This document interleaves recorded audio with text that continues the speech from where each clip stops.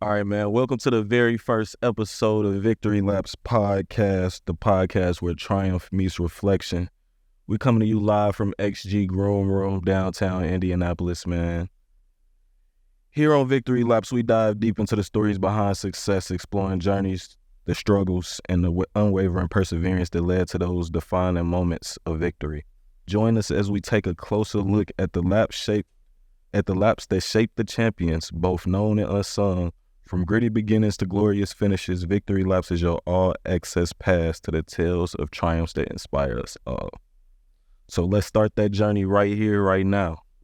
I'm your host, Malcolm, but you can call me Mally Mal. To my left, you got Dom, a.k.a. Almighty. What's good? To my right, I'm gonna let you introduce you. Yeah. My fault. Behind the cameras, we got Bass, man. You might never see him, but the work is always seen, man. It's always here. Throw it to you, Dom. All right, man. So today we got my brother, man, Aman Tucker. Our special guest today is a business owner, a head designer, an official DJ of the Indiana Pacers and the Indiana Fever, DJ of the IU basketball and football, two-time Top View Midwest DJ of the Year, 2022 and 23, and a fellow Greyhound and a good friend of mine, Mr. I Believe himself, Aman Tucker. Thank y'all for having me. That's good, brother. Her. Yeah. Wait. Now that's a little cap though. I mean, I went to class most of the time. To most of the time, turn to sometimes, but sometimes shit happen. Down at my lowest, people they ain't even noticed. Call me a real, I'm a poet. I cop it and blow it. After college was my brokest. Gotta get shit back in motion. Down at my lowest, shit got me feeling so bogus. Know I'm that nigga, I'm goated. I gotta stay focused. Lost it, regaining my focus. Gotta get shit back in motion. I'm out of the way. I need my personal space, so please get up out of my face. A smile on my face, they don't see the smile on your face, and they start getting out of their place. Got to get you back in here. Thank you for coming. Yes, sir. Yes, sir. So how you doing today, man? Man, today is a blessing. Today is a privilege. It's beautiful weather outside, and I just felt so grateful all day today. So I'm really happy to be here with y'all. So you would call it a victory? Huge. A victory. Hear it. Let her hear it. Matt, what was your victory today Victory today, or this week? this week. Let me see. What good that happened this week? Oh, man. Yesterday, I was able to save somebody. Save somebody how? They had a flat tire. God bless you. Saved them and helped them get on their destination. You know, I keep a little pump in the I car. was on the highway. You feel me? Nah, they was stuck at the gas station, had a flat at the pump. How'd you service them? Me? Did you do everything? You did all the work? Oh yeah, you feel me? Only thing they did was plug the cord, the adapter piece into the little lighter socket. Cause you feel me? I ain't reaching in nobody's car. You know, I don't know what you got in there. I ain't trying to find out. You ain't trying to get And you feel me? Hey, look, get I'm poked. just trying to do a good deed. But nah, I was able to help them get on their way, man. They had kids to get to. That's what's up, though. Shout out to you, man. Shout out Melly Mal. All right, shit. A victory for me today, and really this week. We got 2 more days of school, man. 2 more days with my kiddos. And I just set up a, top secret. Set up a little trip for my kids, so we gonna keep that on the down low. But yeah, that was a victory, man, for me. And I think I said in our bios that finally got a wedding day set, November 2nd, 2025. So excited for that. But yeah, man, like Aman said, it's beautiful out today, man. Summer's coming. Juneteenth coming. It's time to get right. Turn up. Yeah, man. I urge you. It's my turn for my victory. Yep. Go ahead. My victory today is my first day of hooping since I tore my patella tendon, which if you don't know what that is basically the engine that controls your legs. So I'm paying for it right now, but it was just, it's remarkable to look back and think about all the things you take for granted and think like me jogging up in the court like a fat boy was the biggest win of the day. Yeah, man. Make sure you ice that tonight. For sure. I just think, Ice and elevate. Ice and elevate. I didn't tore the meniscus. I know how you feel, man. Oh, yeah. I remember he was coming back from injury. He was on the same type of time, though, trying to come back and hoop, out there limping. for no reason, right? Look, don't matter. You got to get back out there, bro.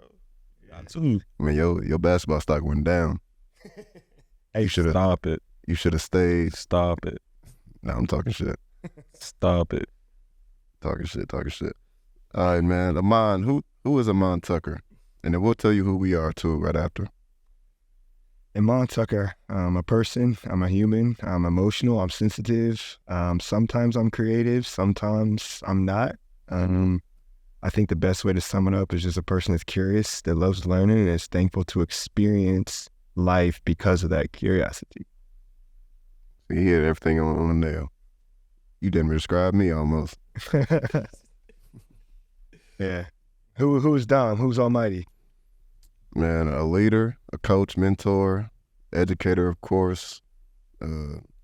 Person with good character, a good friend. I believe. You feel me? If you ask most of my people that I hang with, or family and friends, they would say, I'm a good person. Somebody that's willing to, take a loss, bounce back, get back up. Get knocked down 8 times, I'm gonna get up 9. So that's the type of person I feel like I am. Yeah. Real talk. And I just want to say he is not bullshitting y'all.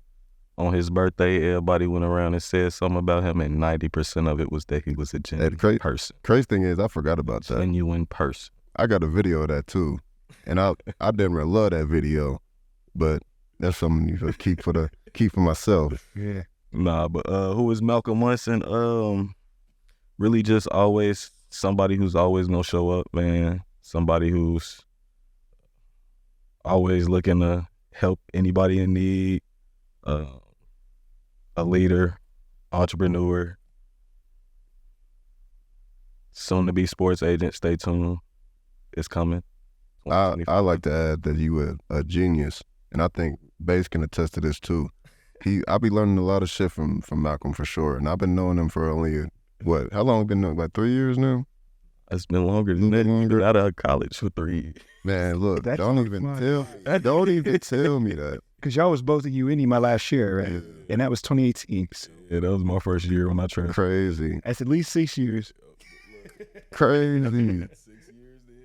Crazy. Really locked in though. We locked in for sure. Nah, for sure. But I appreciate that too. But yeah, man. Comedian, actor, influencer. At least that's what my mama tell me. She tell me, Little Richard Pryor, but we ain't even gonna talk about that. But yeah, man, just altogether somebody who seeks the best in everybody as well as himself. To sum it up. I believe that. I believe himself. But no, so me being from Indianapolis, you being from Chicago, Aman, you from Seymour, Indiana. So that's a pretty small town. Tell us about, your childhood and you growing up.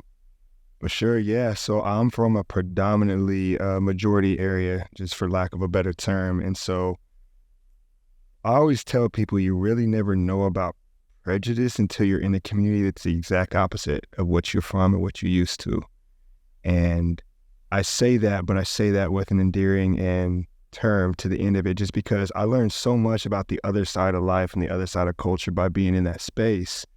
And I think it allowed me to learn how to relate to others better, even if we had no physical, like ethnical, style, dialect, accent in common. Mm-hmm. And so even though it was really tough and I felt a lot of that struggle, even a lot of that, racial jokes and some of that pressure to be something I'm not, I always look back with so much gratitude because I think it allowed me just to live with a much more open perspective of what else is out there. Your experiences definitely shape you, for sure.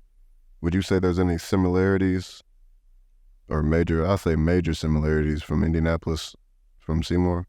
I mean, not really, because I remember when I went to Indianapolis, when I came to UND for the first time and really started making Indianapolis a home, it was just very different because we had so many people from different walks of life. Like one of my closest teammates, he went up to Lew Wallace, which is in the region in Gary. I don't think it's a high school anymore, but even seeing like his perspective of what a Black experience is versus what mine was in Indiana, Southern Indiana, versus what somebody else is in Indianapolis, it's like the struggles are similar, but a lot of the lifestyles are very, very different, especially when you talk about like being a minority in North Carolina, where it's mainly rural and country, and you might see dudes riding horses, street tractors. No, for real. I could attest to that because before I came to UIndy, I was at Upper Iowa University, a small detour, rural parts of Iowa. And when I tell you it's different out there, it's different. I was meeting for the first time, like I'm well traveled, like probably more than most. You know, I was blessed enough to have both of my moms at different times. My mom and my stepmom were working at airlines at different times in my life. So I flew free most of my life. So I was well traveled and I played sports my whole life. So I was able to be around different groups of people and get a nice understanding, you know, of how to carry yourself in different environments. But when I was out there in Iowa, I was meeting people who said graduating class was 12 people. Oh, dang. Like that, it was that small out there. And like the black kids, the few that did come from Iowa, they definitely lived a different experience, you feel me, than somebody like me who lived on the south side of Chicago. You feel me? We had the foundational struggles, like you said, are very similar, but that lifestyle is completely different. Yeah. It's completely different. And I think it's hard to tell, especially like when you come from a low income minority space, you don't have that privilege of traveling. Like all you see is what's around you. So you assume you think the same, you dress the same, you talk the same. But like you said, the more well-traveled you become, you find out, wow, there's really layers to the Black experience. For sure. Well, I think the best thing we can do is do our due diligence to learn that and figure out how to connect those communities. Yeah, I was just going to say connect. That's really what it is. And I can't even imagine going to a high school with only a graduating class of 12. Bro, I'm talking about like... Cannot imagine. The college itself was only 1,000 students. Wow. And 90% athletes. Like everybody would go there and play a sport. Like it was like a big boarding school. It almost felt like high school, bro. Yeah. Like the experience. Real small, intimate. Everybody knew surrounding town was probably population 240. Yeah. 240, not 240,000. That's most. That's really most universities that are in small towns. Like they really populate. They populate the city. The college populates the city. McDonald's was a 25-minute drive, going 70 miles an hour. And that was the only McDonald's that was nearby? Yes. The closest Walmart was 45 minutes away, and the rest was an hour. Crazy. 45 minutes, 25 minutes for Mickey D's, 45 for Walmart. I'm shitty. Bro. Nah, you cooking at home. Cooking at home. For sure. And if you don't feel like driving the 25 for Mickey D's and you wanted another burger, you could maybe drive 15 minutes to Old Wine real quick and grab you some Hardee's. Talk about mess up an order. I wish they would. I wish they would. You ain't driving back. Ain't driving back. So sure. Sitting in a litter. It's a quarter tank, even though gas was cheap back then. That was a minute ago. So what was your life, your childhood like in Chicago? I mean, I definitely saw more than I should have at a young age in terms of the violent tendencies that my city tends to have. But, I just went a different route about it, I was blessed enough that my parents kept me at sports, so I ain't really had a time. Like, all my friends that really steered left when I steered right, it was really me just focusing on, you feel me, sports and everything and what my parents had me in versus, you feel me, being outside. Because, like, you feel me, and then eventually my pops moved, so I would spend summers like in Cali or Seattle type, so I wasn't never there to hang on the block with the homies or nothing like that. So you feel me, I was fortunate enough not to get caught up in none of that, smart enough too, of course, but took advantage of your opportunity. Exactly. Made the most of it, you feel me. Definitely have seen struggle at it in its eyes, look you in the eyes, you feel me, definitely have been through a lot, but overall, you feel me, it was a great experience. I was blessed enough that I had some good educators that, pushed me, you feel me. It's crazy to me sometimes for y'all, like y'all be having them big classes, but not only are y'all classes big because y'all have less schools than we do, but like y'all schools are a lot more diverse. See, and I had a talk with AB about that, because he was talking about, because he's in Cincinnati. He was telling me like, yeah, it's a bunch of schools. Like he's like, it's not that many schools out here in Indy. He's like, it's a school almost in every block. I pulled them up. Remember, it was like, yeah, I think 10 count difference. Yeah. And that make a difference though. Nah, for sure. 10 schools make a difference. Y'all was 600 behind us.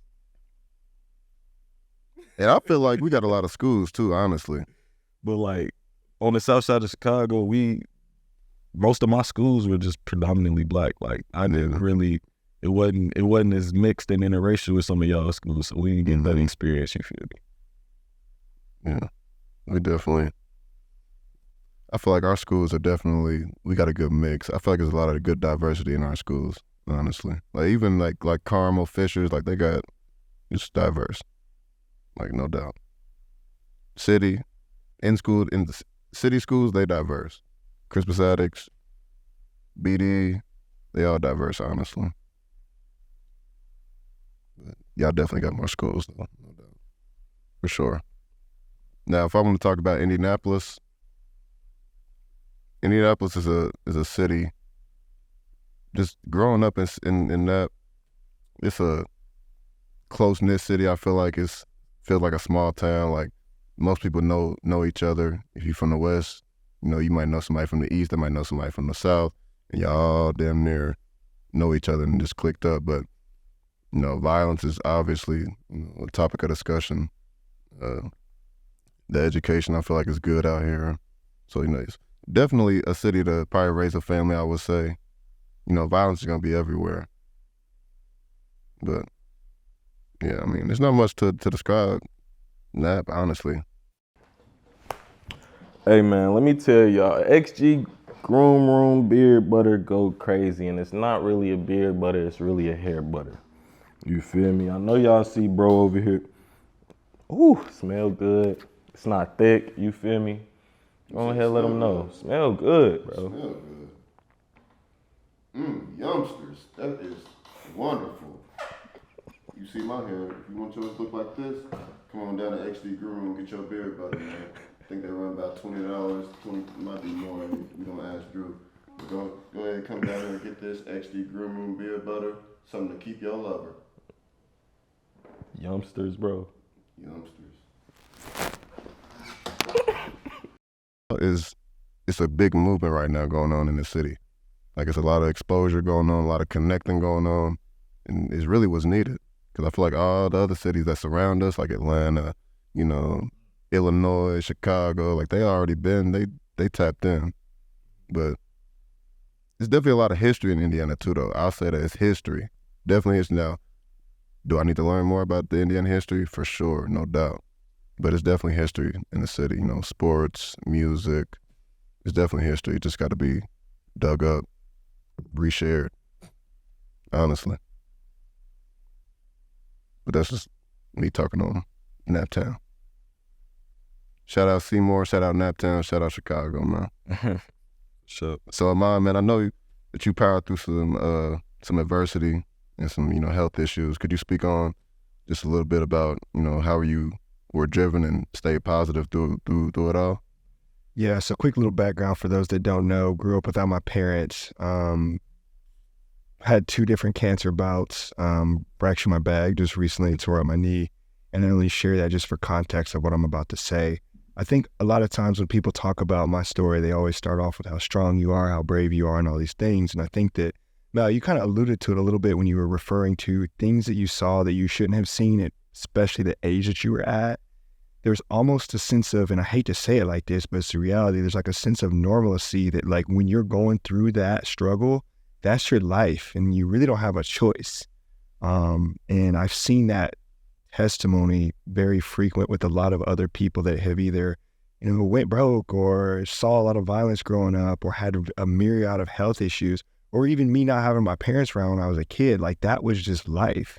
And so sometimes I forget how that allowed me to grow as a person, just because I'm always thinking about the next thing and I'm never really thinking and taking the time that I need to reflect on that story. And so I can't really speak on it much for saying like it taught me that everything that we experience on this earth is so temporary. All the tangible things, the things that we can touch, we can see and experience. And so not to let those get too high, but also to know that when things get bad, like there's always something on the other side of that. And you just kind of got to get to that next day.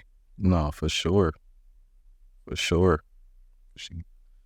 You can't control the cards you dealt. You just got to deal with them. Yeah. You just got to deal with them. No, I definitely feel that. You feel like growing up without your parents, because you see, so I grew up without my dad really in my life. You know, I would see him here and there, you know, out and about. He was really out on the streets. You know, he had a place to stay, but he was just out on the streets. Don't know why. You know, I kind of know a little bit of background text, but not really too much to really know, like, why he stayed in the streets. But I definitely know that not having my dad as a true role model for me, because my Uncle Mitch, he was really my true role model, you know, and a few other people. But yeah, just not having my dad in my life, definitely, I could say, you know, left a mark on me and, you know, made me the person that I am today, of course, you know, going through that experience. So how would you say that it really built you to the person that you are today, not having both parents? Yeah, so I think especially like being melanated and just having that Black root inside of who I am, but not really having a way to express it and truly understand. And my grandparents, they're both white, but they did their due diligence to put the resources in front of me. But there's nothing like your pops putting his arm around you and saying, son, this is what it means to be Black, or this is what Blackness is. This is what the media's going to tell you it is. This is what white folks are going to tell you what it is, but this is actually what it is. Yeah, and people take pride in that. Yeah, it's because it's real. Like when you really understand that root and you understand like the kingship and what it is to be Black in America and the privilege that can truly be if you understand it from a core identity. I think that that's the thing that I missed out the most growing up. And I almost felt like when I became a man, I was having to play catch up and truly undo a lot of the things I was trying to figure out for myself. Yeah, because people like you being all grown up, people looking at you like, oh, yeah, like he's Black. So you feel you probably getting questions and people like talking to you a certain way. Like, so I definitely can understand what you said. You almost become the spokesperson of Blackness, right? And so, you know, if there's something controversial that goes on the TV, and I see this happen in communities like where I'm from all the time, they're going to go to the first Black person they see. And if that person isn't well educated and that person isn't truly in the communities to understand what Blackness is, if they say something that's not true to the authentic experience, it doesn't matter because that person from the majority is going to hear that and hold on to that. And make them the poster child. Make that the poster child. And that's the truth, because this one person I know, you heard it before, hey man, I'm not racist. I got a Black fan. This is what he said. And so part of that is really why I think it's so important for us to be read up, be studied up, be in those communities, be given back, be poured into and all that stuff. So I think that's what I missed out on the most. No doubt. I'm not gonna lie, that's probably, and that's you saying that's what you missed out on the most. I would probably say that's what kept me on the right path for real, because I always had men to look up to. You feel me? That no matter what the situation was, I felt like every immediate male figure in my family, down to one thing, they stood on business. And I felt like that's something that I acquired from that, because I was never around men that sat on their ass or, you know, just was, you know, doing who knows what, you feel me? So I definitely took hold of that and just made sure that I was always on my business still. Yeah. And to take that even a step further, that's why I think it's so important for us, for me to identify who are the next Imans that went through something that I'm going through that now I can put my arm around. Who are the next Malcolms? Who are the next Doms? Like, who are those people, identifying those and really being consistent in their life and making sure that they get knowledge that maybe we even missed out on. Because you can't control those cards you dealt, and somebody could be that one person away, just that one let me talk to you. What's really going on? Let's talk about it. You know, that's just something that they might need. And you don't know where that conversation could take them. Mm-hmm. But if they don't have nobody to come tap them on that shoulder to come say, you know, everything gonna be okay. Talk to me. Let me take my number down. You can talk to me. You can call me. You feel me? That's why I try to make sure that, you know, any of the youngsters, you know, I got youngins that's not even family that call me cuzzo all the time. What's happening? What you doing? Like they just want me to be around because I'm a positive male figure in their life and they need that. Yeah. You know, and I'm always there checking on them because, you know, I know you need it and I don't want you to be deprived of it. You feel me? So if ain't nobody gonna be there for you, I'll be there for you. Absolutely. And even when I think about my DJ career, one thing I always have to remind myself is it's not necessarily even about me. And every skill I'm learning might be the one skill or the one thing that a young man takes away from what I'm teaching him that allows the rest of his life to now have a course and a direction. And when I started thinking about my career like that, it made it easy not to waste time and just squander it being down or low or sad or distracted because somebody is waiting for that inspiration and they're out there. Oh yeah, there's somebody always watching you. Mm-hmm. Somebody always watching you. For better or worse. Mm-hmm. So, Go ahead, man. so early on, what was your passion? What did 7 to 9 or 12-year-old Iman think he was going to end up doing in life? I was just curious. Like I said, I knew I was in a community where I didn't really feel like I fit in. So I spent a lot of time at the crib on the computer, just learning, researching, listening to music, watching stuff. And people always say, like, there's always this grand, like, search for, I got to find my passion in life. And I promise you, I would have never even considered to being even close to knowing my passion was if I wasn't just trying all this stuff as a young person. So I say the easiest way to find your passion is just start trying things you're interested in. For real? And eventually something's going to stick. Bro, because, man, that's what happened for me.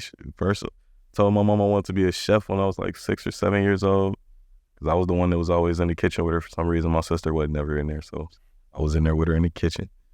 Then after chef, it was architect for a good minute. Then sports kind of took over. First, I was going into the marketing side of things. Then I switched it over, sports management. What about you, young Dom? I didn't know what I wanted to do or what I wanted to be. Crazy thing is I was really just thinking about this with my kids because I was talking to my kids about it, like, you know, asking them what they wanted to do, what they want to be.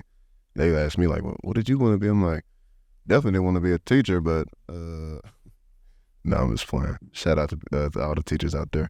But, yeah, man, obviously being an athlete, sports that's a big one for all the kids. You know, I play soccer, so probably being a soccer player. Never really thought about teaching. My first year at UND, I went for nursing because my mom, you know, she got the medical background, was a CNA, you know, working in hospitals and stuff like that. So I thought, you know, I wanted to do that, but quickly found out actually that I didn't want to do that because first class of anatomy, I was cool. And you really got to be dedicated. You know, if you're going for nursing, you got to be dedicated for sure. You got to love it. Gotta love it. But yeah, I didn't know what I wanted to be, man. You definitely find out by just doing different things. You learn different attributes doing different things too that can, you know, sharpen your skills up in other aspects, you know, of life. So yeah, I didn't know what I wanted to do. Yeah, I love what you said about the college thing. Literally, me and my intern are going through this right now because he's just graduating. He's going to graduate next week, and he still hasn't decided his major. And so I think that this is just general advice for anybody that doesn't know what they want to be. Whether you 18 or 40, just try it. Mm-hmm. And I know I said that earlier, but I really want to emphasize on that. Like, you actually thought that you were going to be a nurse, but you found out that you really weren't that dedicated to it, and which is fine. Yeah. But I guarantee you that same lack of dedication isn't present in your classroom. Yeah. I guarantee you show up every day motivated, ready to give those kids your best. But it's like you're never going to know unless you experiment and try those things out. So throw a dart at a board, hit the target, whatever you hit, that's what you're going to be that day. And just to expound on that, like, even if you going in, and that's not just to say, you know, just declare a random major, like, even if you going in undecided, it's about what you make of that experience, you know. Go to some clubs, you know, you got to try different stuff to find out what you really like, you feel me? Don't stay in the dorm room, you know, and that's not gonna help you figure out a major if you don't know what your major is gonna be. College is for connecting. You feel me? Yes, it's for connecting, networking. You feel me? Build friendships, relationships. Like all these guys, everybody in here, we know each other from college. That's why, you know, that's just a prime example right there. Met each other at UIndy. So, yeah. For sure. All right, so even before DJing, I read that your first successful break was a tech startup, Cardboard, that you played a pivotal role in scaling the company to a 7-figure business. How did that opportunity come about? A blessing from above. I met Adam Scroggin, who was the CEO of the time of that tech company, and I had sent them a note saying, hey, I was interested in learning more about this, and I didn't even know it was going to turn into a job at the time, but he called me one day and he said, hey, give me a little bit of background about what you're interested in. That was always his question, like, what are you interested in doing?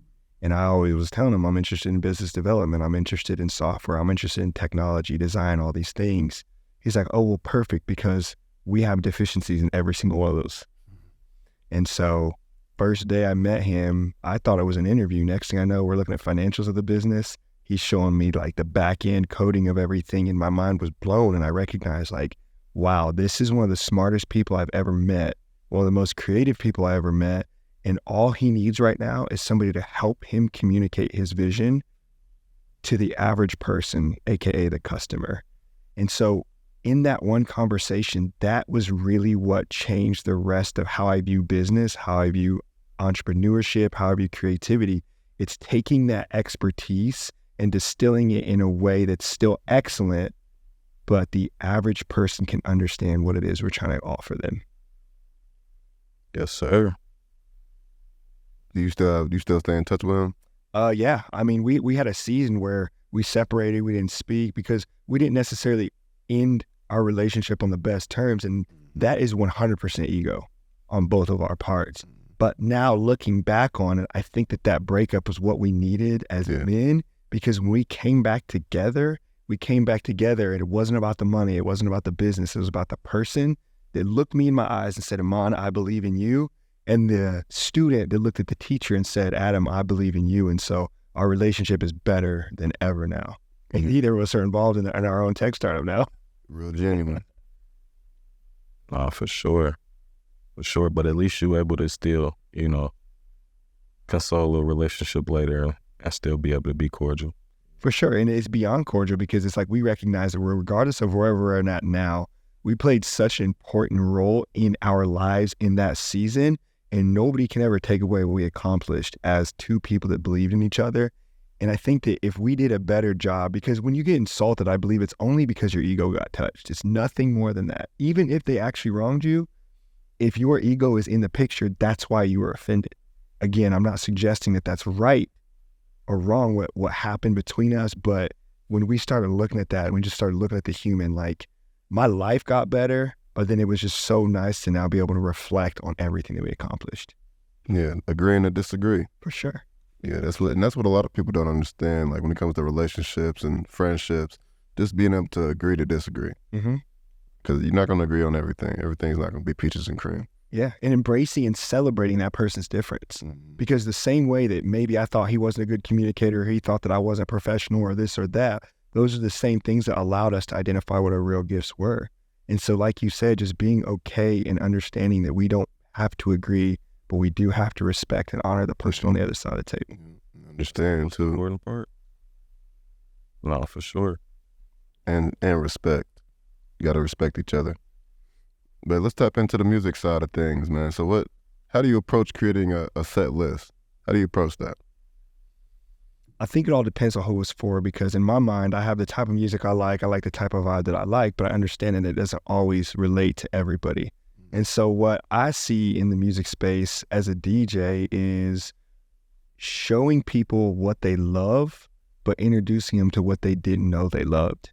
And so that might be fusing cultures, that might be playing or showing new music, that might be playing old music that's really a part of a culture or a segment or a community, and really just trying to bring people together and create an experience that they'll never forget. So I try to take that into my mind most of the time when I'm making a set.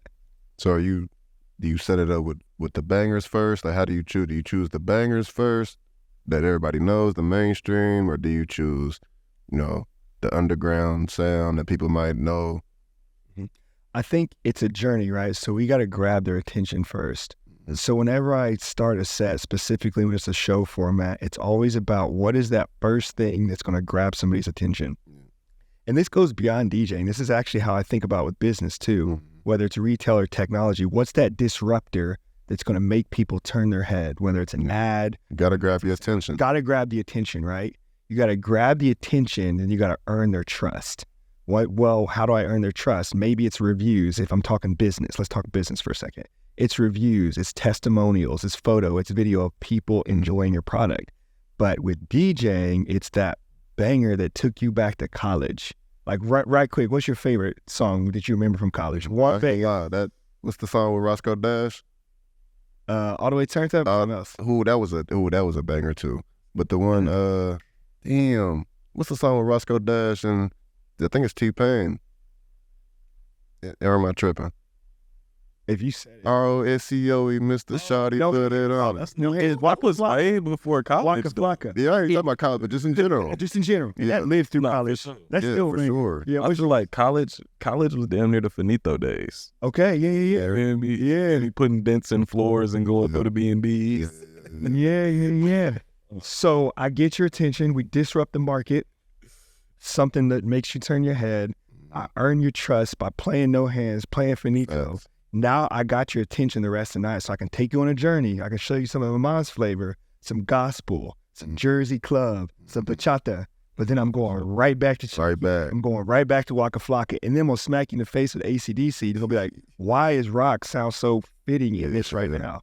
And that's business. That's DJing. It's all connected. Yeah, for sure. But I like how you said get the people's trust, because I could be in a bar and you might play that banger. So say you play no hands, but if you play some bullshit right after, I'm gonna be like, you lost my trust, my guy. I'm there ready to leave. Just take a few more shots, so I ain't hearing it. Yeah. To all my DJs out there, it's not about you. Yeah, it ain't about you, please. To all my professionals out there, business people, entrepreneurs, it's not about you. But shout out to the DJs in the city though, because they really the DJ scene in the city, I feel like is turning up a notch. For sure. Like you got DJ Solo, then you got Ferris Bueller. Am I saying it right? Bueller. Well, I don't even think he uses Ferris. Or just Ferris. Yeah, Ferris. Shout out Ferris. Yeah. You from my boy DJ Skrilla. It's a lot of DJs. My boy Lamont. Shout out Lamont Phillips. Man, so many DJs is really doing their thing. Shout out Taj. You feel me? I gotta do my DJ shout outs. Metronome, Nico, Top Speed, Jesse West, Maestro, Strick. Those are all my Oh yeah. Band Count.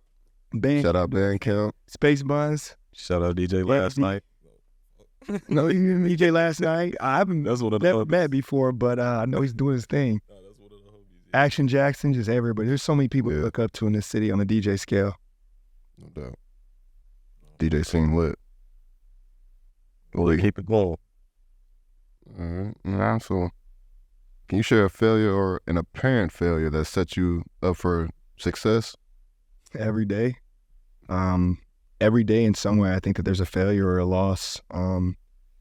One that specifically stands out to me was with Believe brand. I dumped a ton of money into making products that I liked, that I wanted to wear, that nobody else could understand, the average consumer couldn't get. Mm-hmm. And so I blow all this money. I think everything I'm doing is a failure. And I go slap the word Believe on a hoodie, and all of a sudden it's popping off. And I'm like, wait a second, guys. Like, I'm trying to be something that's a little too far, too advanced for what's currently right in front of me. And so that's, as a creative, one of the things I have to dial in often. And I'm not saying like, don't express yourself and like step out into that realm, but really make sure you understand who you're creating for. And if it's for myself, well done. But I guarantee you I'm not making 100 versions of a pants for myself. For sure. No, and we got that shit on. I believe. Check it out. Show them the cap, man. Go ahead. Do your thing. The hoodie. We gonna get a picture. Yeah, we're gonna flick it up later for the people. I love the I Believe brand. I'm telling you, these pants comfortable. Man, I appreciate that. And they look good. I appreciate that. Thank you. Look, he wanted us to twin, but I just moved. Yeah, I was like, hey. My clothes still in boxes, so I was like. I didn't recall this. I'm like, I'm wearing these. I'm wearing them. And then he was like, we should both wear them. I'm like, I don't need no right now. I didn't care. I'm like, all right, look, let's pop out. Yeah, I appreciate y'all for real. I'm gonna definitely support him on the pod though, for sure. I appreciate it, for real. That's love. What you got, man? So how has achieving success impacted your personal life and worldview? Achieving success to me is very subjective because I think somebody else could look at me and say, you haven't even scratched the surface of success.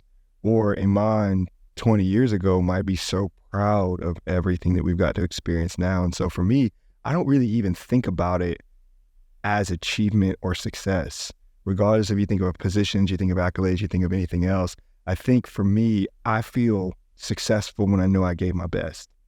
And that doesn't even mean that anything successful, monetary or experience comes out of it. But I think deep down in our heart, as a man or woman, you know if you're giving your best. Mm-hmm. And so we've just been fortunate and blessed enough to where the community is giving back to us for giving our best. People complimenting what we wear, or people allowing us to DJ in some of these cool, unique environments, or even with cardboard, like people buying our product. And so I try to keep success out of it because if you're chasing that, it's a hamster on a wheel and you're never going to stop. Mm-hmm. Eventually enough has to be enough. And eventually you have to lay your head down and say, this is enough. And for me, if I gave my best, I feel like that's enough. Nah, that's real. You want to have no regrets. Yeah. I feel like me personally, I feel like I always say that, it's as long as you're doing something that you want to do, as long as you are happy in life and you're not being a hindrance toward others, you're successful. You feel me? As long as you're doing you. Because, success to somebody else might just be holding a job, a regular job, going to work, paying their bills, and they happy with their life. You feel me? Happy with their life. Just that. Don't go out with no friends. That's their version of success. And that's totally fine as long as you're happy with it. But I suggest that, no, at least live a little, go out. But success is, like you said, very subjective. It's your own views. I agree. Being able to really just to do you and not have any thoughts or any background noise or people, complaining or talking about you. That's definitely the wave.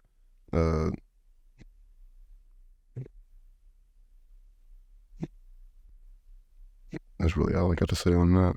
I actually had a thought as you guys were talking because recently I had a chance to look back. I wrote some goals back in 2019, which would have been the first year out of school. And I looked at the checklist of, it was type of car I was going to drive, type of home I was going to live in, where I was going to live at, the type of money I was going to be making, some of those, metrics of like the type of shoe, dream shoe, have a chain of my brand, or accomplish this, or DJ for a Power 5 school. That was one of my goals. And every single goal, and these are life goals, y'all, every single goal was checked off. But it's so crazy because I cannot honestly say that my life satisfaction has changed. There's more. And it's not even necessarily that I'm sad or down. I actually love my life, and I loved my life back then too. But there's so little relevance to most of the things that we try to create as important, when in reality is the most important things that mean the most to me is being around wholesome people, loving people, treating people well, giving back, buying somebody's coffee behind me in the line at Starbucks, whatever that is. Like, those are the things to me that make life worth meaningful. And I'm not suggesting that everybody should think like this, but for those people that maybe they feel like they haven't gotten their chance to reach their goals, I promise you, when you get there, you're going to reconsider how much it actually matters, whether it does or not. Now, I do have a question. Because I kind of feel, I definitely feel what you're saying, because around the time that I graduated, I had just crossed off, like you said, so many goals that was on my checklist. Did you take the time to really appreciate all you had done in the moment?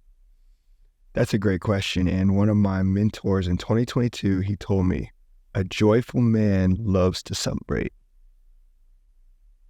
And I think out of respect for humility and not trying to gas ourselves up or not trying to seem arrogant, we often try to brush off some of the amazing things that we are blessed enough to experience. And I don't say I live with regrets, but if I could say one thing that I regret the most in life is not acknowledging the amazing experiences I had when I had them. And I think that maybe I would be a little bit more excited for those things I accomplished, not for me, but for the people that could be a part of that celebration with me. For sure. I feel like that's something that we often forget to do.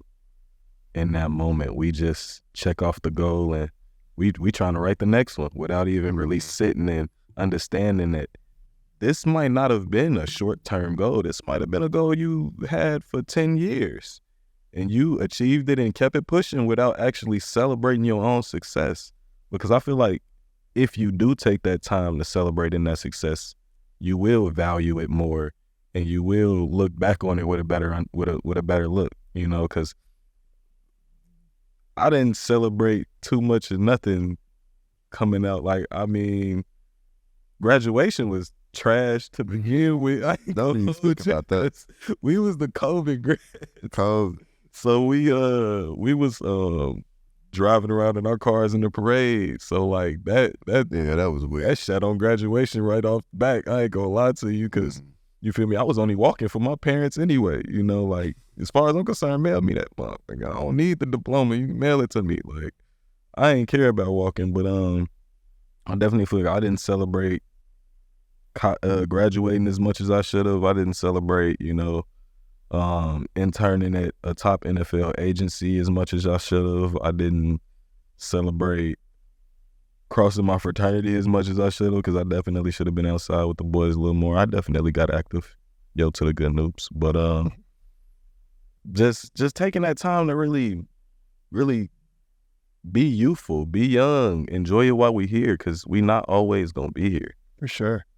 And Dom, maybe you can speak on this as well. I can only imagine as a teacher having to teach young people new things every single day. They have little breakthroughs that probably fill you up and make you so excited to celebrate them in ways that when you did the same thing as a kid, you probably didn't even think twice of. Yeah, facts. So, like, seeing my kids' facial expressions when they get a good grade on a test, or when they get to have extra recess, or just those small things, you know, or even getting, like, you know, a hot breakfast.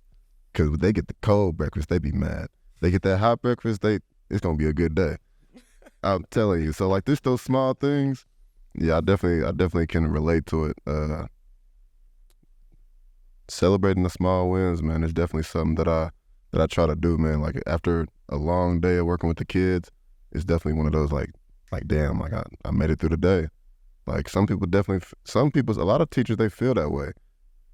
I don't think I've ever really felt that way, because when you talk to some teachers or educators, they might tell you, like, yeah, you know, we made it through the day. And they might, a couple of days later, they might be talking crazy, like, yeah, I don't, like, they be talking bad, like they don't really like teaching. And I'll just be like, kind of like, how are you a teacher and you constantly complain? Like, I don't like teachers that constantly complain about their job. I'm not the type of person to complain about my job at all. Not at all. You know, I celebrate the wins, you know. I'm teaching a 4th grade class. I'm teaching 26 kids, mentoring them. Like, I'm happy. I'm happy what I do. I get a lot of questions like, you still gonna be teaching? Or how do you like it? And I'm just like, if I didn't like it, I wouldn't do it. I'm not doing it for the money. Definitely not doing it for the money. You know, I'm doing it for myself. I didn't even think I was gonna be a teacher. So I'm doing it for the small ones. I should have celebrated. I should have celebrated when I chose to be a teacher. Because that was some shit that you don't see often. A black male at all teaching. You don't see it. And other people celebrated for me. That was the thing. A lot of people did celebrate for me. They're like, damn, like, you gonna be a teacher? Like, that's dope. I'm just like, yeah, like, I'm gonna be a teacher. Like, we gonna see how I go. But my 3rd year, and it's about to be my 4th year in, I can honestly say that I enjoy it. I love that. And I love what you said about other people celebrating you. And it's like, man, even if you don't feel worthy of celebrating yourself, extend that celebration to other people and allow other people to be a part of that celebration too, because I think that that's really what makes this whole success thing such a wholesome community experience. Yeah, bringing people together. And that's really my goal, honestly, too. I like to bring people together. Like bringing us in this room together, that's some stuff that, you know, a lot of people can't do. A lot of people can't, like, some people might not be able to get you in this room or get you in any room. Some people might not be able to get in touch with you and get you in a room. Some people might not even be able to get, you know, bass in the room, but I can, you know, and I can get other people in the room too, and we can have a good kumbaya, good convo, great time, share some memories with each other, and really learn and, you know, sharpen each other. Iron sharpens iron. So that's really, you know, my goal when it comes to like doing this pod and being an educator and being a coach too. Sir. So how did Believe Brand Entertainment come to be? What is it, and what does it mean to you? Yeah, so Believe Brand Entertainment is a full-service creative agency. So obviously our biggest role is staffing events with DJs that are reputable and a good fit for that. But even deeper than that, we have marketing solutions for people as well, specifically with SEO, social media, things in that realm. But Believe Brand as a entire concept all started from when I first started DJing. I thought it was very important for me to wear clothes that represented things that I believed in. My faith, for those that don't know, my faith is a cornerstone to my life and to my perspective as a human here on this planet. But even deeper than that, like wearing that icon on my shirt in a business context just allowed, in my mind, just something for people to remember, something for people to inquire about. I didn't expect when I was creating Believe Brand, the retail side, as something for me to wear at these shows that people would want to buy it. I didn't think they cared. I didn't think that the cross logo or the word believe really resonated with people the way it did. But when I saw people affirming what I was wearing and saying, hey, I want that, I saw the conversations with believers and non-believers of what was coming through that, Christians, non-Christians, of what was coming through that.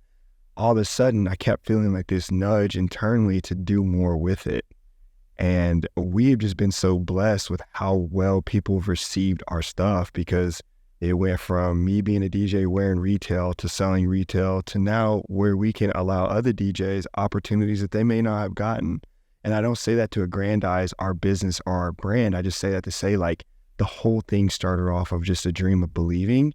And when I recognized that, I'm like, wait a second, that's something so many people can relate to.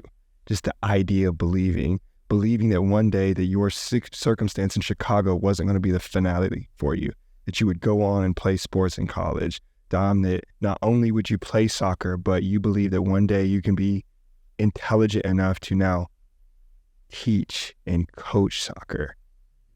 And when I recognized it was bigger than me, it was bigger than the logo that I was wearing and other people can relate to it, that's when it was like, okay, we got to take this serious. For sure. Sure. Hey, I ain't gonna hold you, that cross logo fire. I'm gonna definitely be ordering one of those pretty soon. No cap. Yeah, I believe if they still up. Yeah, no, I feel like you guys can take the I believe brand can go. It can go far. Because it's like, it's so simple, but I feel like the word and just the way that you have it, you know, detailed and plastered is just, it means a little bit more, especially when you got a story behind it. Like if it was anybody else with the Believe brand, it might be a little bit more difficult, but you have a true story, a real comeback story. I knew the Believe brand was for us when I found out what my name Iman translates to in its original language. It's Arabic and it means believe. It means faith. It means to trust in God. And so when I recognized, like, wait a second, Believe brand was created long before I knew the heritage of my name. Mm-hmm. And I recognized, wait a second, Iman means to believe. That's what I had that real confirmation that, number one, this is what I should be doing. Yep. And also, number two, it was meant for you. This is meant to be. Definitely meant to be. Yeah, and I think that we all have that thing that we can believe in that's meant to be in our life. And if we can just lean into that, man, life starts feeling a lot better. Yeah, well, for sure. Mm-hmm. For sure. So many people say, I don't do it for the money, while still making a profit nonetheless.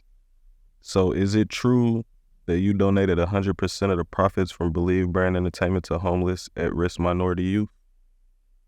Y'all definitely did your homework with that question, because I didn't know that was still public information.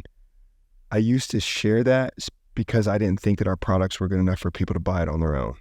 that was me not even having belief in the own product that I was making. But yeah, that's what it was all about. To me, it wasn't about selling t-shirts so that I could go buy nice things. I'm gonna work on my own for that. But if we can create a community, if we can create a mission around something that's bigger than us, and then still find a way for other people to benefit from that financial blessing of making money and making a profit, man, it was just, I couldn't think about anything else throughout the day. And when I see just some of the work that our team has been able to do for young people, and I don't say that to say like, look what I've done. I just say that to say like, those are the moments I hold on to the most when I might get discouraged. I remember the lives, the people that were impacted that said, man, nobody believed in me, but you guys believe in what I'm doing here and who I can be, regardless of whether ever they get there or not. That really just was continued confirmation that this is what we're supposed to be doing.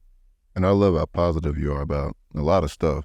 You know, you definitely, this is a saying that I tell my kids all the time, to keep the faith and to keep the grace. And I feel like that's an embodiment of you. I feel like you keep the faith, you keep it positive, and you keep the grace. You show people, you know, you respect people that respect you and vice versa. And that's just something that I love about you for sure. And I appreciate that, but I can't even take the credit for that because I think about all the people in my life that kept the faith in me, the coaches that believed in me, the teachers, the professors, my grandparents, everybody that believed in me. And that's why I always say, like, if you know somebody in your life that you believe in, never hesitate to let them know every single day. Because even as whatever we've accomplished, there are still moments where I wonder, is this enough or have I done a good job? And whenever I hear people affirm the things and believe in what we do, like, it's just a constant reaffirmation to go even harder. Sure. For sure. When I'm on to something big, I definitely, first people I call is my parents. Cause I'm like, hey, look, that's what I got brainstorming. As soon as they say, yeah, baby, that's it right there. Hey, that's all I need to hear. Whether they believe in you or not. You feel me? Like, I ain't even gonna hold you. For the most part, they all, I ain't never gave them no wild ideas. So for the most part, they always believe in me for sure. They right there with it. They believe in whatever I say I'm finna get into. The pod, everything. Look, when I told them about the pod, they was like, oh, it's gonna take off. Don't worry. Look, mandatory. Here we are now. Victory laps. God damn it. But so talk about working with the Pacers, man, and the Fever. What's that experience like? Yeah, so I'm super blessed to be able to work with the NBA, the WNBA, and even Indiana University, just being a part of those things. And I think the coolest part of the experience is just seeing how it brings people together. Specifically with my contract at IU, when we brought a DJ in, a lot of that traditional fan base was not looking forward to it because they didn't know what to expect. They have their own perspective of what a DJ is, and it just doesn't relate to them. And then here I come in with chains on, a backward hat, and shades on. They're like, who does this dude think he is? You know? But just being able to earn their trust over 2 seasons now, going into my 3rd year, and just solidify that foundation, it's genuinely a dream come true. But I didn't even know how to pray for the dream because I never expected this to happen.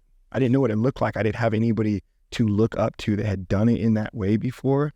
And so now to think that I'm the person that gets privileged to do that, like sometimes I got to pinch myself. You know, when I had this frame of IU versus Purdue when we beat them, shout out Jalen Hood-Schifino.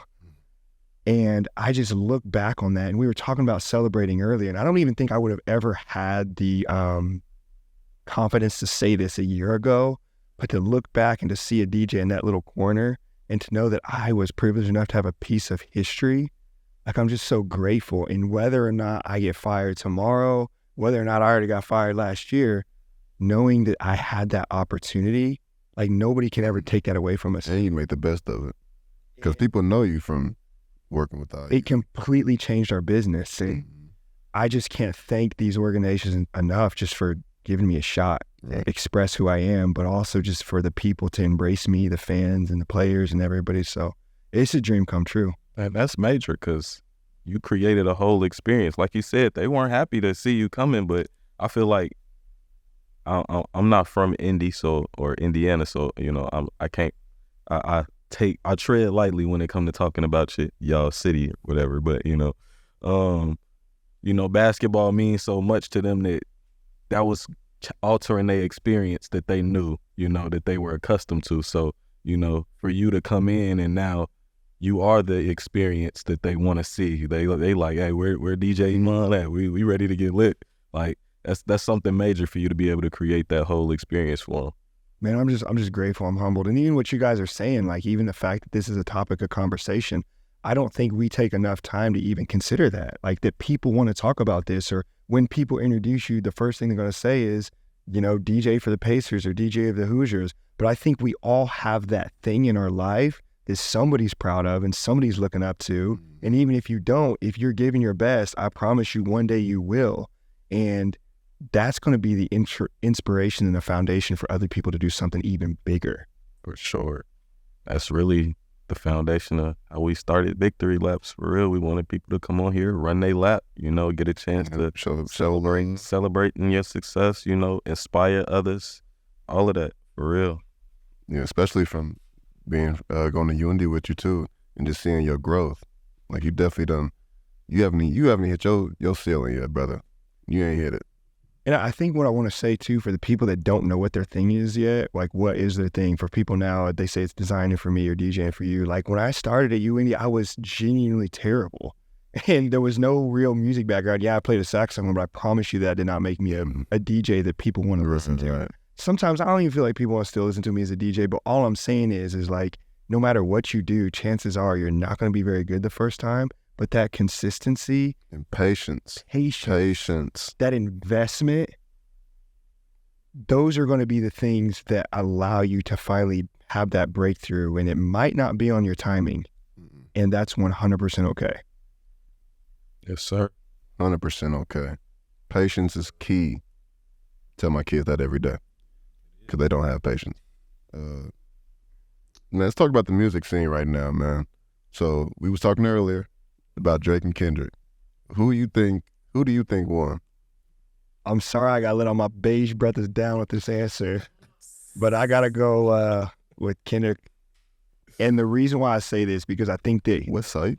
The last record that Kendrick dropped, Not Like Us, had such a California sound to it.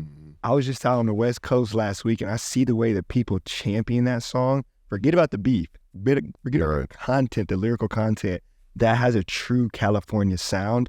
And sorry, again, my beige brothers, there's nothing about any record that Drake dropped that I say that's Toronto. And when you can get a city behind your beef, that's when you know you got some real momentum. And the crazy thing is I was in Toronto around the time that they was really starting the beef. So I get what you're saying when you say you don't really hear like a Toronto sound. But I want to say, I don't think we know what a Toronto sound is. I was just about to say. The only thing we've heard ever, but I'm sure there's a lot of Toronto artists, but I've only listened to Drake and The Weeknd. And, I mean, who else? Is Party from Toronto? I think with Canada, like you just got to start thinking about Canadian artists in general. I don't know if y'all knew Justin Bieber's from Canada. Yeah, Justin, okay. But Justin Bieber. There's like no identifiable sound. It's like LA has their sound. Chicago drill music, and even New York what they do drill music, or Atlanta with trap, Metro Boom, all that. So then you got Memphis, I feel like the Southern. We just might not be, you know, able to tap in, because if they powerful enough as artists to break through, you know, cross that Canadian border, they already beginning to get mainstream. But like I said, I don't really know nobody else that's coming out of Toronto. Probably underground artists. No, it's definitely probably a lot of underground artists. For sure, because you got to think about it. That's another country. So if they power enough to, you feel me, hit our charts, break through, you know. The only charts that people can probably break through is pop, rap. It's tough. I mean, it's tough. It's like dance and all that other stuff. So I got to hear what y'all got to say. Like, who y'all think won the beef? Like I told you earlier, man, I had to give it to Kendrick just because, you know, if you listening to it for the lyrics, you know, to hear something that make you really think, you know, or to hear that bar that you really, a minor? Yeah, feel me? Like Kendrick was really coming with that heat. I felt like it was a closer battle up until the Heart Part 6, I think it was. Up until then, I felt like it was a closer battle, but once Drake dropped that, it was pretty much over with. And then Kendrick was doing double drops. So you saying You like Drake? You talking about that Hard Part 6? So you think that was once he dropped that? That was when they was racing together. Mm-hmm. Drake distanced. He distanced himself. I'm trying to remember what he was talking about on that one. Exactly. Really trying to remember the beat. That's the problem. You can't even remember it. No, I think Kendrick definitely swept him. Nah, for sure. I think he kind of like the Pacers Celtics series right now. Could be a sweep, could not be. It's really your preference of who you think gonna win. Me personally, I think Kendrick. Pacers and 4. Tie. But I think Kendrick crashed him. Not like us. When he dropped that, make me want to start crib walking. Yeah, and we not even from California. Yeah, not even from California. Make me want to get jiggy. And that's, to me, that's when it becomes legacy. And when your beef becomes legacy, yeah, that's when you know you did something major. And I feel like his punchlines was just so strategic. But yeah, they were sharp. That's when you get into an artist that really, go beyond just it ain't about you feel me? Like, hold on. He finna go to the lyrics. Some of the things, my boy, like on Euphoria. Hold on. Tap in. Look, Euphoria, he said, but don't tell no lie about me, and I won't tell the truth about you. Oh my God, that was like in the beginning of the song. Like, I like that one. Then he said, dementia must run in his family, but let it get shaky. I'll park his son. Oh my God. I was like, yeah, he's going in. Hey, nah, for sure. I'd rather do that than let a Canadian nigga make Pac turn in his grave. This all on Euphoria. Nah, for sure. Yeah, fuck all that pushing P. Let me see you push a T. He was crashing them. You do all that, then you make a record that speaks to your city after. Oh yeah. Come on now, he was going crazy. It was just too strategic. But I kind of feel like, you feel me, they just did that for us as the consumer. You feel me? They really just... Because they didn't have to do it. They didn't. But I feel like they was hungry, though. I feel like they was hungry. But we ain't had no real rap beef, you feel me, that really had connected the world, the masses. Had the world, like, did you hear it? Did you hear it? Did you hear it? Like, I think the last one might have been Meek and Drake, maybe. Yo, you can't even call Meek and Drake beef that. Nah, I would call... I mean... You probably wouldn't do it now because they made up type shit. Yeah. But at the time, yeah, I feel. Yeah, it was definitely a beef. At the time, yeah. But I think the thing is I feel like Not Like Us is going to be so timeless that even if you don't know nothing about the beef, like, them people on the other side of the street, they not like us. Yeah. Man. They didn't like that too. Because that's what started it all. Like that was crazy. Yeah, with Metro Boomin and Future. I really want to know what the beef is. I heard that the beef started off over a female. That's what I think. But I think they also had continuous beef way back. Like, because they said one of those ciphers that he did on the BET Awards that Kendrick did was like a diss to Drake. But nobody really knew it. They beef definitely over a decade old. I can't remember how exactly it started, but some shots was thrown on a song as a feature. And then I think Kendrick was definitely getting fed up with the comparisons of him, Cole, and Drake as the big three. It was just slow sprinkles over time, and then they was like, we might as well go ahead and handle this. Yeah, come on. You said 2024, it's time. You said big three. It's just big me. Oh, hey. But no. I feel like that the beef was needed. It was needed. For the culture. For sure. No other reason but for the culture. For sure, yeah. I think hip hop, just even I've seen this as a DJ, just like hip hop, like you think of early 2000s, you think of 2010s, we was talking about No Hands earlier, and just like what hip hop was doing versus kind of what it's been doing and just how everything's felt so temporary. It's nice to have some things and some significant moments now that we can look back on and say everything kind of be sounding the same. Yeah. But like this West Coast sound from Kendrick, like we already don't get enough from Kendrick already as it is. So when he dropped, it was definitely like that. Like he dropping that sound on us, and we know he's truly like genuine about this right now because they beefing. Yeah. So for sure, I love it. I love the competitiveness in the rap game right now. Definitely. Well, I know we getting close to that limit. I ain't gonna hold you. Yes, sir. It's been a great time. I got one more question. I don't know how many you got. We heard you wanted to create a DJ school for at-risk youth. Is that still a dream of yours? And have you began that thought process? Yeah, and great job on your homework. If you have a podcast, do your homework, because these people will be making you think about things that you didn't even remember you said. But yeah, I mean, I think for me, it's like giving back, because my testimony is people giving back to me. The dream always was a DJ school, but I think it's expanded beyond that. And now it's a school specifically to just like a hospital for the brokenhearted, for the at-risk, for the person picked last in gym class. Just a chance for people that might not have resources to just have a chance to feel heard, to feel seen, to learn from other people's mistakes. And I don't know what a life school looks like, and it might never happen, but I think that when you are a teacher, or when you talk about people calling you cousin, all these things like that, like, what does it mean to take all of that, not just in a school setting or in like a family relational setting, but in a space where people can show up and be guided and just have that consistent presence? That to me is probably the long-term goal. And again, I don't know what that looks like. It might be DJing, it might be Believe Brand, it might be hired interns. I don't know what it is, but this would all feel like a waste if we didn't make sure that we were giving this knowledge and this game to people in other seasons that they might not be at yet.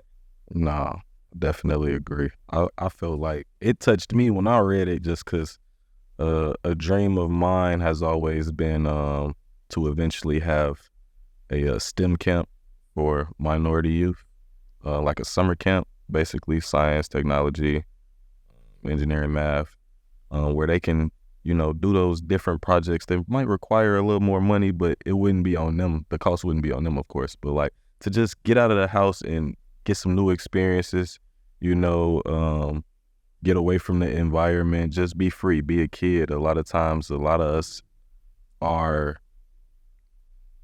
unfortunately forced into being in situations where we got to grow up too fast, just to give them a pause, to have that minute to be a kid, but also still nurture that brain, So that's always, those are a dream of mine that I'm still going to get in action one day. For sure, yeah. And as an educator yourself, Dom, like, what does it mean to you to already be in that position to give back in that way on a daily basis? Yeah, so being a teacher and being a head coach for my girls' soccer team, it means a lot to be able to give back to my community, give back to my girls, give back to my kids, because I see a lot of broken homes. I see a lot of trials and tribulations that the kids got to go through every day. So it definitely hits home. So just helping them, working out their social emotional health, doing all of that stuff, just giving them a positive mindset.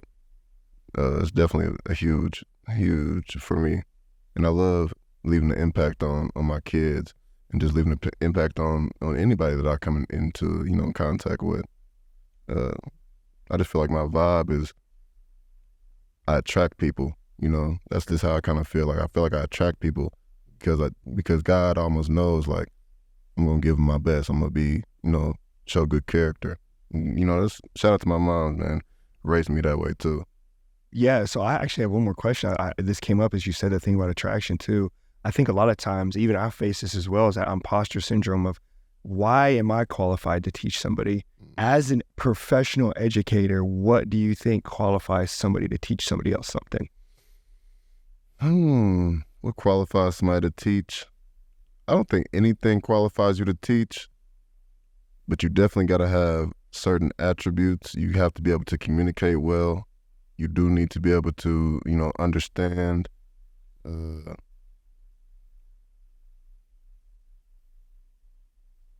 Being patient too. You got to be patient.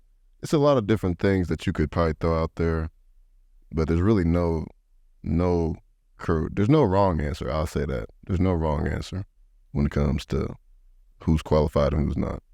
Now if you're doing, because we've been seeing a lot of bad things with educators lately. Like, I don't know about if you guys heard, but there was a teacher in the Pike Township school. I'm not gonna say the school, but if you're gonna look it up, you look it up. but the teacher got in trouble for it, and then I think I don't think they got fired, but I think they could be on the verge of getting arrested, but they were pretty much encouraging the kids to fight. Wow. In the classroom, like, don't know why, but they were encouraging the kids to fight, and then I guess one of the kids got slammed, and these was like 9, 10-year-old kids, which, that's about fourth grade. So I guess one of the kids got slammed on his head, had a big bump. The parent took him to the hospital, and, they got diagnosed and whatnot. And I guess it came out that the teacher was, letting it happen and encouraging it. Yeah, so like stuff like that, like, man, there's a lot of good teachers out here. There's a lot of weird teachers, a lot of bad teachers. And I was just talking to one of my coworkers today about that. Like the school systems, it's a lot of stuff going on. It's a lot of stuff going on in these school systems. They're doing a lot of good things, of course, but it's a few bad apples that can ruin the bunch. But yeah, we talking about qualities. There's so many qualities of teachers, because I see myself as a black male teacher. My philosophy of teaching is totally different from the older age group, the 60-year-olds that are still teaching. Like, it's totally different. So I feel like qualities, it could be anything. Nah, for sure. Not to backtrack too far, but I've been able to experience, some of that joy you get working with them kids in my new position. I ain't gonna hold you. Tell them about what you do. Yeah, so basically, I work at a holistic, more of an after-school program, but basically, it's called Brain Balance. I work at a center, and basically, we work with the kids on different cognitive, sensory, and other exercises. We put them through an assessment, which basically tells you which side of their brain is weakest, or what the areas that they're weak on each side of the brain, whether it's right or left, because your right side of your brain is more of your gas pedal. Your left side of your brain is more of your gas pedal, and your right side of your brain is more of your brake. So basically, after the assessment, it allows us to see what areas they're weak in, and we put them through a program that allows them to go back to the basics, back to the primitive reflexes and all of that. And slowly but surely, as they level up through the program, they begin to unlock the neural pathways that were underdeveloped, causing the chaos that they thought was the norm. But most of our kids have ADHD, autism, behavioral issues, things of that nature. And it's definitely a blessing to see their growth on a daily basis. It makes me happier, even on days where they drive me crazy. It makes me happier to know, that I am making that difference, because, for example, one of my kids is a nonverbal. She's nonverbal and she has autism, and she's doing stuff since I've been working with her that I can see in her charts that she's never done before. And that's only through, the stimulation and the constant repetition of just going through the program. So definitely something I've been able to enjoy. That's really cool. Thank you for sharing that. That's in a way profound, just what y'all are able to do, and just brings so much curiosity out of me. But I just to thank you to you guys for doing what you do for people that might not have ever had a shot to be influenced by y'all. That's special.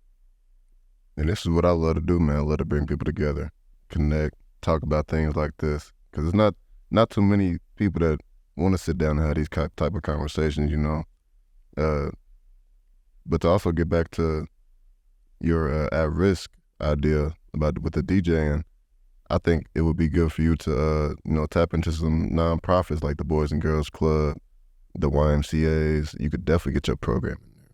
Yeah, and actually, I just remembered a conversation that a California DJ called me about. I can't speak too much about it, but just be on the lookout for IPS and be on the lookout for DJing, because there was a huge grant that just got passed through.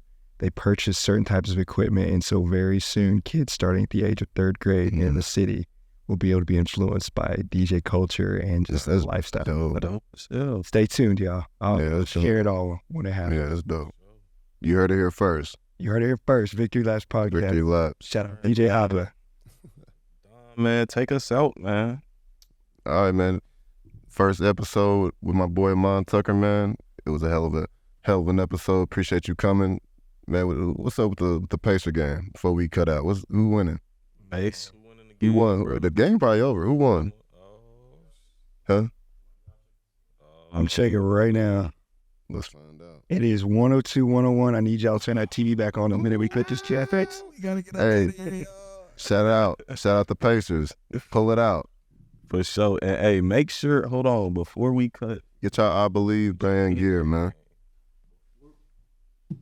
Yeah, shout out XG Grooming. I know y'all see Before we for cut, space. man, I know y'all see bro over here swimming. I know y'all see the waves dipping. The producer over there swimming too. Y'all can't even see him, but shout out to XG Groom Room. The beard butter go crazy. It smell good. It's not thick. You feel me? The consistency is definitely something that you will like. Don't leave your hair greasy. You can use it for your hair, your beard, your mustache, whatever you need. Beard butter that'll help you keep your lover. That part. You heard it here.